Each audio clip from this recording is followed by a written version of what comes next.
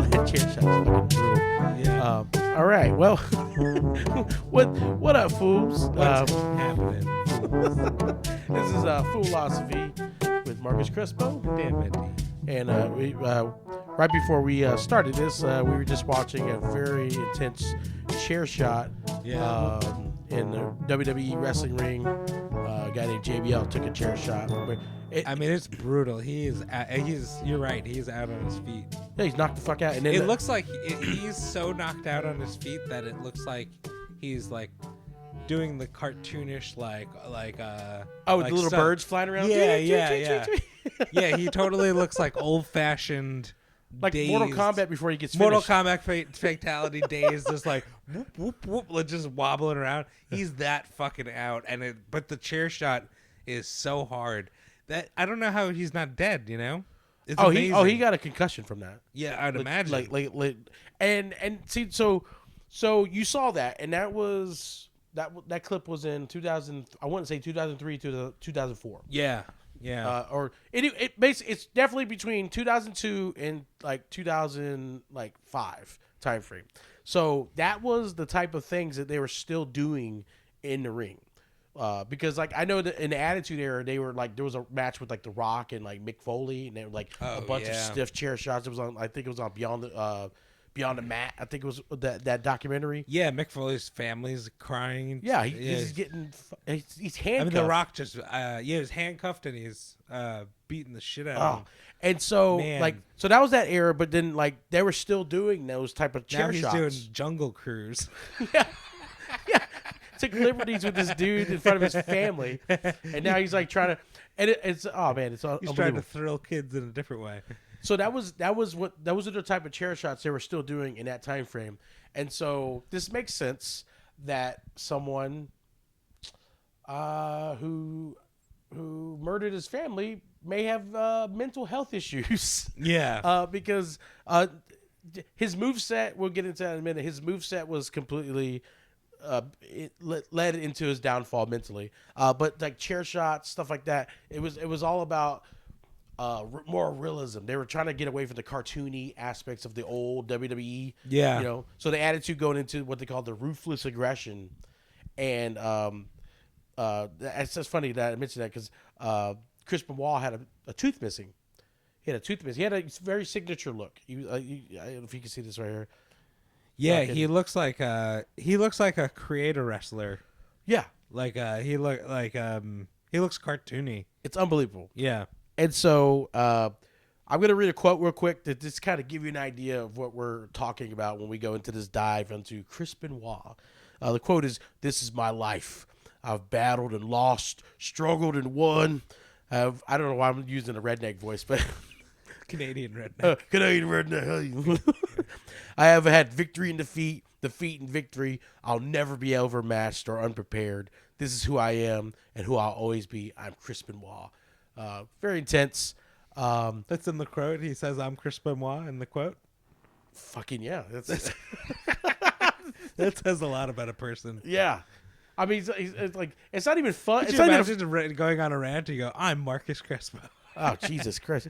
Like I already feel bad enough when I refer to myself as Crespo sometimes. I don't even want a name tag or anything. I don't want. Yeah, I mean, like it's not even fun. Like The Rock would be like, "The Rock's gonna do," like he talking to himself in that third you person. understand, you know. But this, I am Chris Benoit. I was like, I am regular name. yeah. No Dana, only Zool. My name sounds like a donut you get in Louisiana. Like, So before we get into the unfortunate tragedy, the most infamous, probably the most infamous incident in pro wrestling, really, but definitely the most infamous murder. We've covered a couple murders. Several murders. Oh man, dude, wrestlers be murdering people. Yeah. Man.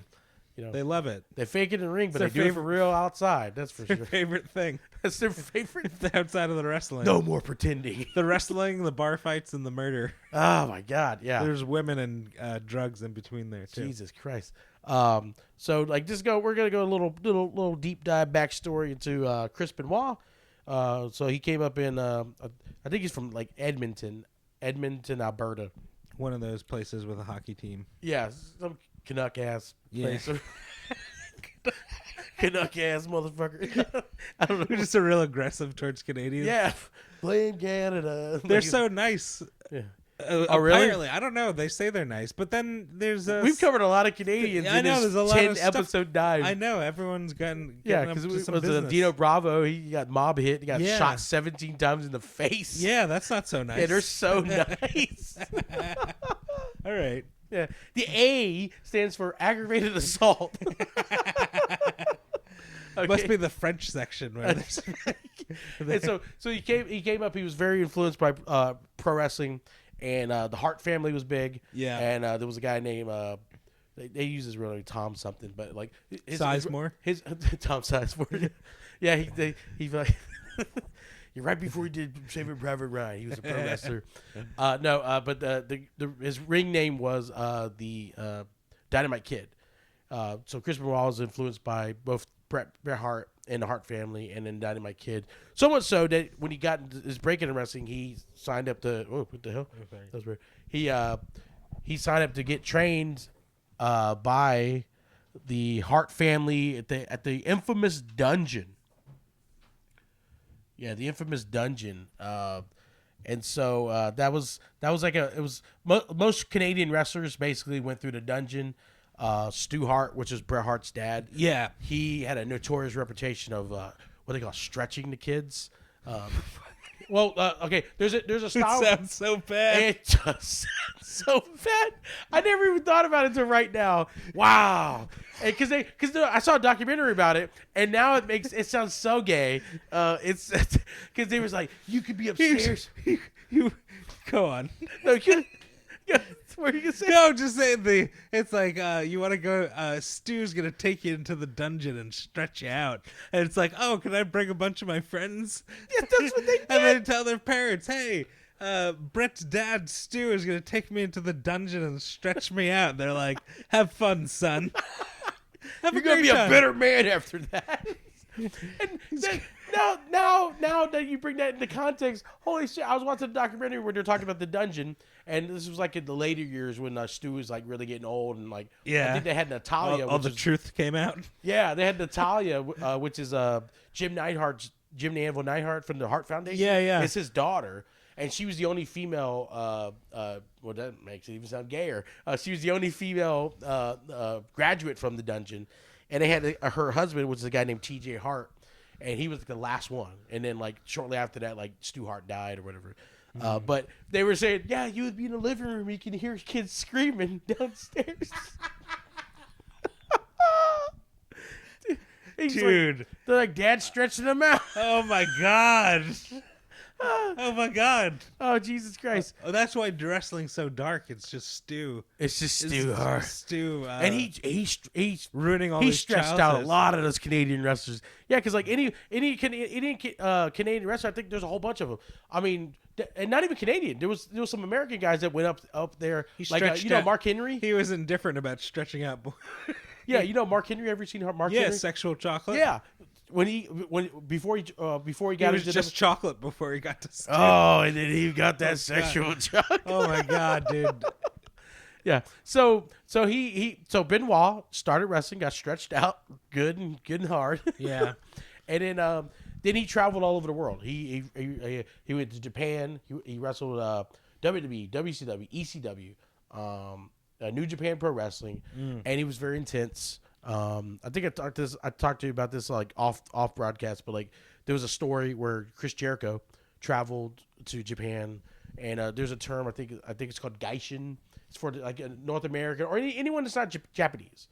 Anyone that's not Japanese. So you could be from New Zealand, but like you're not Japanese, so they refer to you as a Gaishin. So you're a foreign wrestler basically, and they're very intense how they train their wrestlers. Like if you're like new and young, you have to do like all this stuff where you like clean their toilets and shit for the veteran wrestlers. Yeah. Almost like that. How do they do it? Out of sumo. respect. Yeah, it's like a respect thing. They also do it with sumo. So they carried it over. They carried it over, and so you got that type of intensity.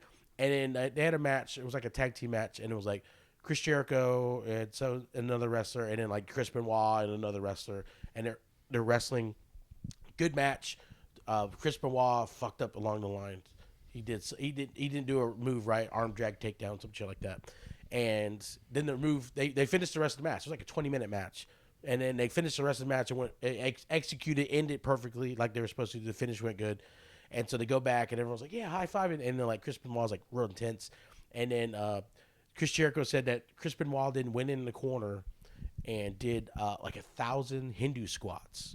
Jesus. And for those that don't know what that is, a Hindu squat is where you stand up, you're on the balls of your feet, and you drop all the way down. You bring your arms beside you, and then you bring them up as you're coming up, and you like touch your hands together. Yeah. Or you know, it's like make almost like a yourself locomotion. You know, the little the Like train track. Yeah. So yeah, he did a fucking 1,000 after having like a 20-minute match. That's fucking. Yeah. It's like it's unbelievable. Yeah. So it was like almost like the albino guy, the albino monk in the Da Vinci Code punishing himself. Every time where he's like tightening the belt and fucking So that level of intensity, and so before we get to the murder, His finishing move. oh shit, yeah, So he had a bunch of finishing moves. He also had a everything about it was intense. The quote, his look, his nickname. Yeah. He was the fucking Canadian Crippler. And he got that from a match he had in ECW with a wrestler by the name of Sabu, who was also known for like he was like a wild man. Oh yeah. So they had this match where, and the spot was like Sabu jumps on like Benoit, Benoit catches him and goes for like a suplex. Well, he just fucking yeeted him over his shoulders, and he landed on his neck, and then broke his neck. But I don't think he was aware of it. But he definitely when you watch the clip, you could tell that Benoit was just like, fuck this guy. Like it felt very haphazard. It and honestly felt like the chopping. It felt like the chopping almost. It was felt weird. But he broke his neck. They finished the match, but because he broke his neck, he was out for wrestling for like months after that. And then he got the nickname the Canadian Crippler because he legitimately broke Sabu's neck. And Sabu was a wild man who did a lot of wild stuff. Yeah. And he didn't get injured. And then like Benoit was the guy that broke his neck, like that type of thing. Ugh. And then I already mentioned about the tooth, right? The tooth. Yeah. And so he had a missing tooth. He kind of looked like an aggressive hockey player. And then the Canadian Crippler. And then his moveset was like he had a submission move, but then his big finisher was a fucking diving headbutt. Yeah, that like that's definitely red flag number whatever. Just like a video game where you just collect red flags. Like, yeah, let's fucking diving headbutt from the top rope. Not even not the middle rope, not the lower rope. You know, maybe not standing. Not irrational, just standing diving headbutt, top rope. And apparently the diving headbutt was an old school finisher. Because I was reading a quote where he tried it when he first started wrestling in 1985. He jumped and he didn't know how to land, and it legitimately knocked the wind out of him. And he's like, I'll never do that again. Yeah. And I almost wish he didn't, because then maybe his head wouldn't have been fucking putty. And then so he learned to perfect the fucking diving headbutt. I don't know if you've ever seen that's another thing. If you're listening, just check out diving headbutts in general, but then like Chris Benoit's diving headbutts, they're definitely something to see. So would always someone be laying down on the mat and he'd jump off and like land? He would leap and then fucking swan dive, like just. I mean, you ever seen the wrestler, the Rambo, the elbow? Like imagine that, but then instead of like an elbow drop, just chucking himself, and he's like full crucifix, That's fucking, and then land, and then a lot of times when he landed, like I don't know if you've ever seen someone do a frog splash, like Eddie Guerrero frog splash. Yeah. You know when he landed and it's like they're like writhing in pain. Yeah. Well, he would do that, but his writhing in pain was even that was intense. He would like land and he would just go like it was fucking insane, man. And so for those that didn't see, you're listening. Marcus, it looked like a fat dude doing crunches really aggressively. That's what it looked like. For day one of crunches. Yeah, day one of crunches. And so that was his finisher for the entirety of his latter career. Yeah. You know? And he would do that I saw him do that off a fucking ladder. That's nuts, man. Awful. And so all that head damage, all that head impact repeated, but on top of the chair shots from the time. The chair shots, stiff shots, guys like you said, they were going for a more realism thing because they wanted to get sway away from the old cartoony WWE era. So like they were just stiffer in the ring, like the chops, the punches, all this shit. So what started his downfall? The downfall. There's several theories as to why. There's even a conspiracy theory about the Chris Benoit murders. There's a good. So when he wrestled in WCW before he jumped to the WWE in like the late 2000s. I mean, not the late 2000s, the late 90s, early 2000s. He wrestled in WCW for a while, and he was married to another woman who he has, I think, his oldest son with. And during that, though, he got partnered with a female, they call it valet. Like, it's basically like female manager. Okay. Female manager. They usually refer to the female managers as like the valet.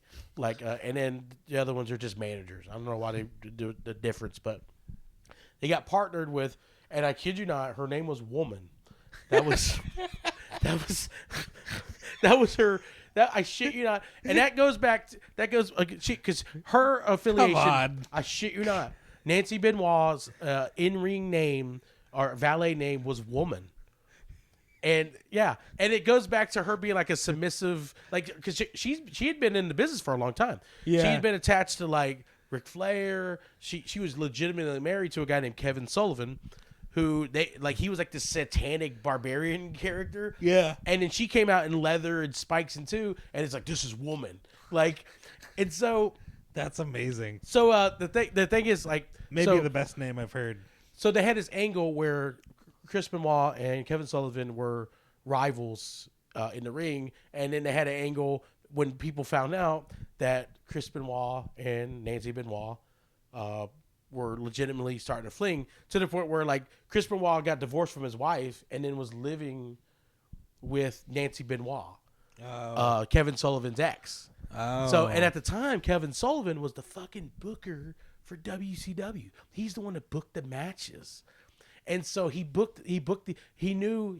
smart enough to know that matches, like when there's legitimate heat between people, are like money. Yeah. So they had like fucking leather strap matches, and these guys beat the literal shit out of each other in the ring. And the angle was like, we're fighting over custody, or who gets the valet services of Woman. Oh my God. So they're taking out their actual frustrations in ring for an off. It's unbelievable. And so then Kevin Sullivan quietly left wrestling, quietly left the WCW, or stopped wrestling. He was still a booker, but then that's when Kevin Nash and all those guys and the NWO and Hulk Hogan, once they came in, his booking services were kind of done. Yeah. And then he left. He left WCW, and then Chris Benoit stayed, and so did Woman. And then slowly but surely, I think he had another kid. Or no, he had this one kid, and then slowly but surely, Nancy Benoit got out of wrestling. Yeah, she wanted to be a mom and stuff like that. And so then there was the Monday Night Wars, all that stuff. Then eventually WWE won because of the Attitude Era, and the WWE bought WCW. And before that happened, though, Chris Benoit, Eddie Guerrero, Dean Malenko, and I can't remember who the other person was. Perry Saturn. They jumped ship, and they formed the group called the Radicals and stuff. So and then WWE completely bought out WCW. But that four from the WWE they jumped ship before they got bought out. And so what happened was those guys had a secured spot. There was a lot of WCW guys that got brought into the fold after they got bought out, and they got punished because the whole rivalry thing. And Chris Benoit and Eddie Guerrero, they didn't have to deal with that. So he had to work his way up, but he wasn't punished or anything like that. But in those days, it was just seniority based type of thing like that. And so it was just a lot of hard hitting matches. Another thing was they didn't do a lot of drug testing in those days either. Yeah. I mean, like they had the steroid scandal, but if you weren't doing actual steroids, they didn't care. Like, so it's like, oh, is it anabolic steroids? No. Oh, so is this a supplement? Well, the supplements are like fucking like testosterone and genetics. It's like this like when he died, when they tested him, they found all kinds of fucking testosterone replacement, synthetic testosterone replacement. He had all kinds of painkillers and shit in him. Yeah. You know, so like, but he had a rapid decline. There was like stories like in 2003, I think, yeah, 2003, Nancy Benoit called the cops and actually was going to file for divorce from Chris Benoit in 2003. Now, mind you, the actual murder happened in 2007. So 4 years before that, Nancy Benoit calls the cops. It was like, I want to divorce him, this. Yeah. And for like violent behavior, like throwing couches across the room and shit. Oh man. Yeah. So like I said, everything leads to the downfall in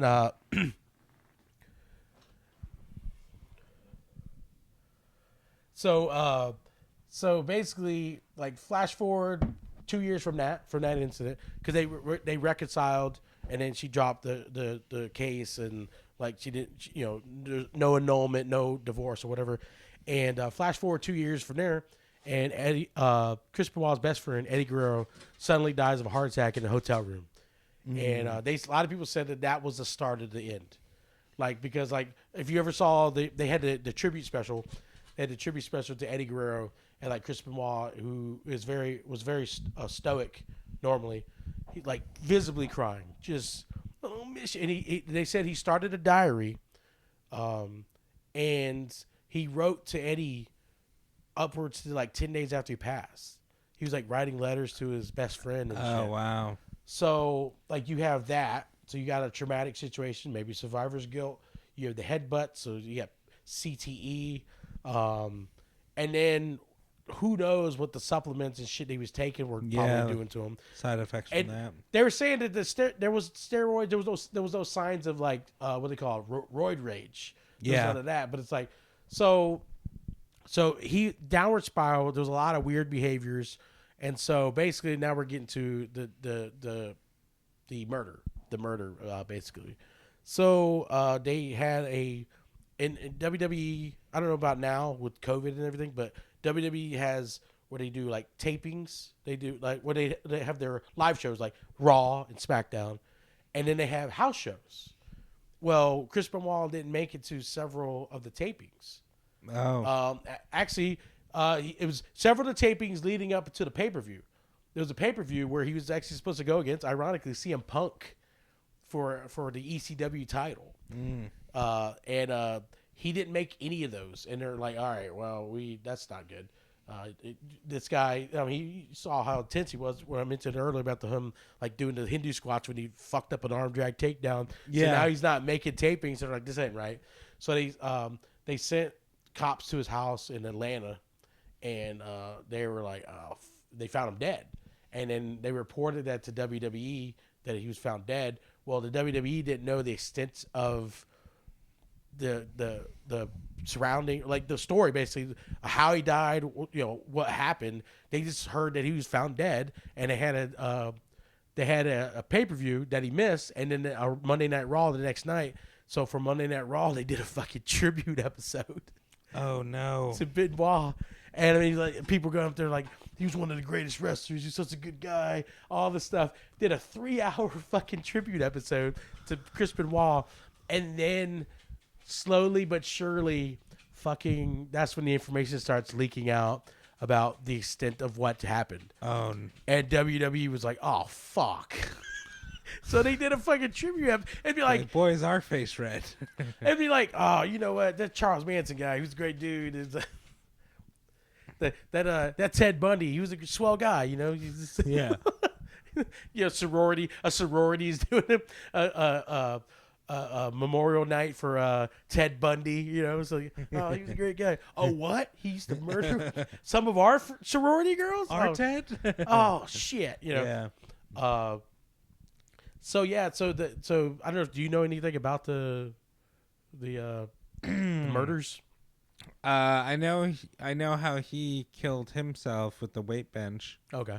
Um, and I know he killed like his wife and kids, right? Yeah. I've heard the voicemail from his son, like asking him to come home. He was like, or something. It's so sad knowing that he like killed him, you know? Oh shit. Because it's just like a cute little kid saying like, come home, you know? He was probably like away wrestling or something. Yeah. Oh, that was another thing was, okay, so he had two kids. He had his older son from the other relationship, and then that kid that he eventually murdered was the one that he actually had with Nancy Benoit, aka Woman. Yeah.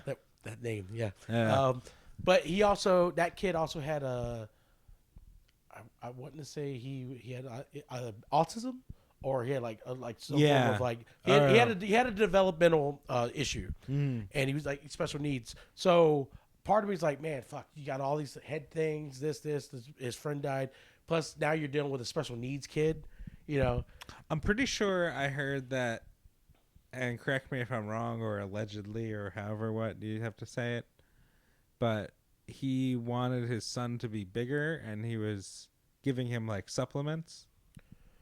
Do you I think ever I heard hear the same anything thing. about that? I heard the same thing because that also makes like growth hormone or something giving. yeah, him, because like, he was undersized. he was undersized. And He was trying to- undersized, so he's. Or maybe that's normal. Maybe that's what you do. But I mean, but you don't have but I to. thought it was. Yeah, I thought I heard he was like giving him extra stuff or whatever. Yeah, because I mean that makes sense because when the autopsies of them, they found drugs in all of them. They had found like Xanax and like all the there's a bunch of drugs I can't pronounce because I'm an idiot. But they had found a bunch of drugs in their system. And here's what makes it so psychotic was he didn't kill them all at once. It was they literally based on when they did the autopsy based on like the deterioration of the body. He basically killed Nancy first. Wait, he killed Nancy first. Then he killed his son, but it was like he killed Nancy the first day, waited to the next day, then he killed his son, and then the next day he killed himself. Yeah, I think. Oh yeah, it was spaced out. Yeah, I remember I heard that too. And the way, man, it was brutal. It was brutal the way he killed him too, because he like savagely murdered him. Like Nancy Benoit apparently basically had like her back broken in half, like she was snapped in two. Oh my god. Yeah, so, like basically it was like almost like the camel clutch from like the Iron Sheik. Yeah. It was almost like if he just actually broke people, like he did that to her. Oh my god, I didn't know that. Yeah, it was fucking. And then he's like basically chokeholded his son to death.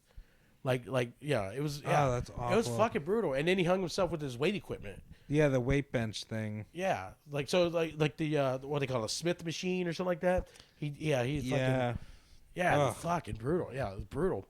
God, that's And- awful. I didn't know that about the wife. That I knew that he like, I remember hearing that he choked his son up, but Yeah. I remember hearing that he like beat the wife up. I didn't know that he like broke her back. Oh yeah, he beat her up, and then that was like Yeah. fucking yeah, he like snapped her. Oh dude, it's fucking it's horrific. It's insane. And then here's a crazy part though, was when the information about this is where the conspiracy theories come into play. Yeah. So the one conspiracy theory stems from a Wikipedia article about the information about Chris Benoit's death. Like a lot of times when you find out the information, Chris Benoit died. Well, the thing was, if you looked at Chris Benoit's Wikipedia page, it said he died before the news outlets even knew. Oh. Yeah. So now my thing is, it's probably just a neighbor, maybe, or something. Clearly, when you see Someone like on scene. yeah, when you see a coroner and the little zipper bags being dispatched to a neighbor's house or whatever, probably somebody just was like, all right, well, clearly he died. I'm gonna update it. Yeah. Yeah. But it happened. It happened. I mean, not even minutes, but it was like hours before the news caught wind of it. Oh wow. And so there were people like, who fucking edited that? You know what I mean? Yeah. And so like there was Creepy.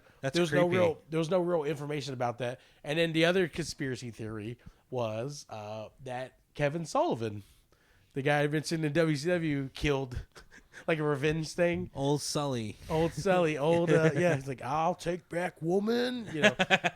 That's like two cavemen, like, woman mine, no woman mine. That's my woman. And so there was a conspiracy theory that there's no evidence that even points to it. I mean, it sounds like Benoit had a history of violence, so it's like, you know, it's not unheard of, but I guess you could see where people would kind of come up with that, since there was like that kind of crossover between them. Then the other conspiracy theory, it's more founded in like history of whatever it is, but they were like roid rage, because when CNN caught wind, it was like steroids,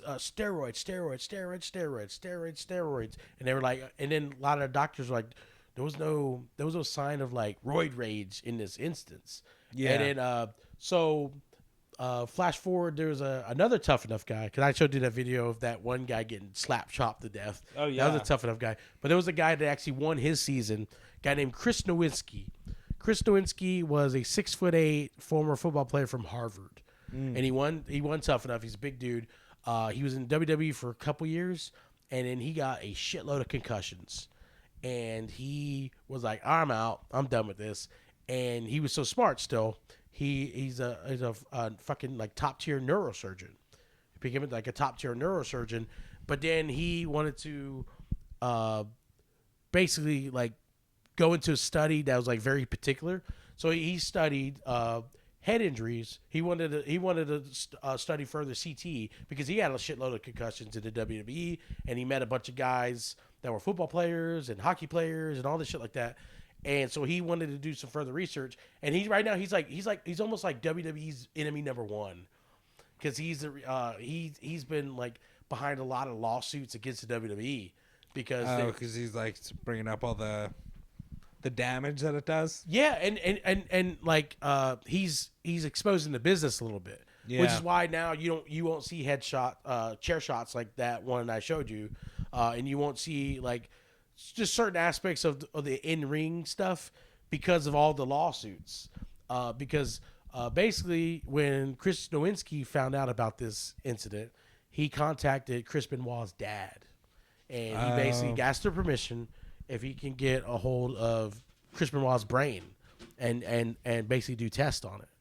And his dad said, yeah, he was the only, because his dad had the power of attorney or whatever. Wow. And so this is all the steroids and the drugs and all that stuff all that is, I feel, is this conspiracy theory. I think the true reason was the degradation of his brain, the deterioration of his brain. Yeah. When they did the research, they found that he had like CTE and just deterioration of the brain so bad that he was 40 years old when he died. 40 years old. Wow. 40 years old. That's nuts. And he had the brain. This is a direct quote from one of the articles I read. He had the brain of an 84-year-old Alzheimer's patient. Jesus. Yeah. God. So it's just like mush. So they said that when your brain is deteriorated to that point, your behaviors are way more erratic. Yeah. And everything. So imagine that type of brain in the body of a 40-year-old guy who's in peak condition. Yeah. God, that's so dangerous. Yeah. And whose best friend, and he still is grieving, whose best friend, so you got PTSD or like survivor's guilt or depression, and then also his body was loaded up with all kinds of supplements and supplements, but like shit that he probably shouldn't, that probably wouldn't pass a drug test now. And so, yes, but he's like a perfect storm of a brutality of red flags. Red flags, unbelievable red flags. We were talking about a Mario game, collecting it. Yeah. It's like he got those red. He's like Mario, like hitting that block, like bing bing all the coins. But instead, it's like just red flags, or it's his mental health conditions that he's attaining. Each block is like it's me, Mario, and he flies off the turnbuckle yeah. for a diving headbutt onto a turtle. Yeah. And so Your mental health is in another castle. God, that's crazy, man. Yeah. So so I don't know how to make this funny. I don't know. Yeah, I mean, Stu Hart stretching the boys out. That was probably better. It got dark towards the end, but I mean, it's good that they're finding stuff out about it. I mean, Benoit did stretch his kid out too. Oh, fuck! Jesus. Ah. You know, the darkest joke of the season, right there. Jesus. Oh my God. Always right at the end. Oh, yeah. I mean, that was he put his wife in a camel clutch in the Iron Sheik could fucking be proud of. Okay, that was bad. That was awful. God, I'm not the proud first of one was better. First one was better. Now it just sounds like I'm a dude on a date and I'm like I already fucked up and I'm like, oh, Yeah. I gotta make this better and then I just keep saying terrible shit. Yeah. All right. Well, that was Chris Benoit. That was Chris Benoit. And until next time, we'll see you with some more foolishness. Until then, it's cool to be foolish, but it's not cool to murder your family. Sure isn't. Don't murder your family. Please don't. Don't stretch kids out in a dungeon. Oh my God.